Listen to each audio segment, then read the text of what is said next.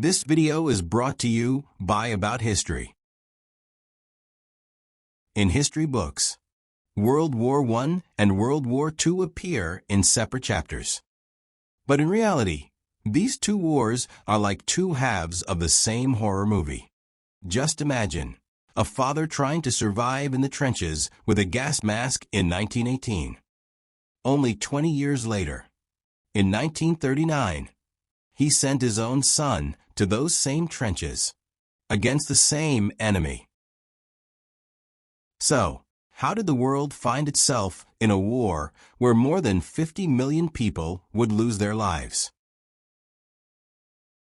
The answer is not simple enough to be brushed off by just saying Hitler was a bad guy. Let me explain. This story is about shattered national pride, money carried in wheelbarrows for a single loaf of bread, and dangerous games played right before the world's eyes. To understand the story, we must first look at how World War I concluded. Germany lost the war, but many Germans didn't believe it. When the war ended, the German army was still on enemy soil. Germany had not been invaded. It was exactly at this moment that the biggest propaganda tool the Nazis would use in the future emerged. The stab-in-the-back myth, Dalkstoßlegende. When German soldiers returned from the front, they were led to believe they had not lost militarily, but were betrayed by traitors within, including politicians and Jews. This myth was so strong that Hitler built his entire political campaign on the lie, "They didn't defeat us in the war. They sold us out at the table." He convinced the public of this. Amid this anger, the victors, Britain and France, cornered Germany with the Treaty of Versailles. This was not a peace treaty. It was a plan for revenge. Germany's lands were taken, and its army was dismantled. But the worst part was Article 231. This article forced Germany to say, "I am the sole person responsible for the war." This article was worse than death for a proud nation. Germany, with its pride shattered, fell into deep debt to pay war reparations. The government began printing money excessively. The result was the most terrifying hyperinflation history has ever faced. Money literally became less valuable than a piece of paper. Money as wallpaper. In 1923, money in Germany had become so worthless that people used stacks of money to decorate their walls instead of buying wallpaper. It was cheaper than wallpaper.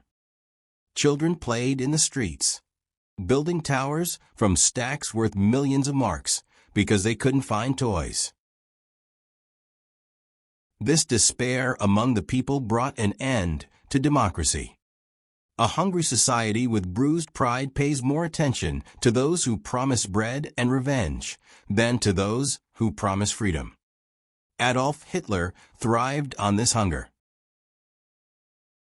Meanwhile, in Italy, Benito Mussolini also created fascism. Both claimed that democracy was weak and that strong leaders should rule the world. So, what did the world say to this? At that time, there was the League of Nations, established to maintain peace. But this organization had neither an army nor the power to enforce sanctions. When Japan attacked China or when Italy invaded Ethiopia, the League merely issued a letter of condemnation. World leaders not only ignored this threat, but sometimes misunderstood and even praised it. 1938 Man of the Year. Although it sounds absurd today, Time magazine named Adolf Hitler Man of the Year in 1938. At that time, the Western world did not view him as a monster. They saw him as a strong leader who disciplined Germany and offered protection against communism. That this was history's greatest illusion would be revealed later. After Hitler came to power and secretly expanded the army, he wanted to test his new weapons. The civil war that erupted in Spain in 1936 was the perfect testing ground for him. Hitler sent his newest planes and tanks to support General Franco. In this war, the world witnessed for the first time what blitzkrieg, lightning war, tactics, and civilian bombing meant. The pain of Guernica. The German Air Force Luftwaffe bombed the Spanish town of Guernica solely to test its ability to instill terror among civilians.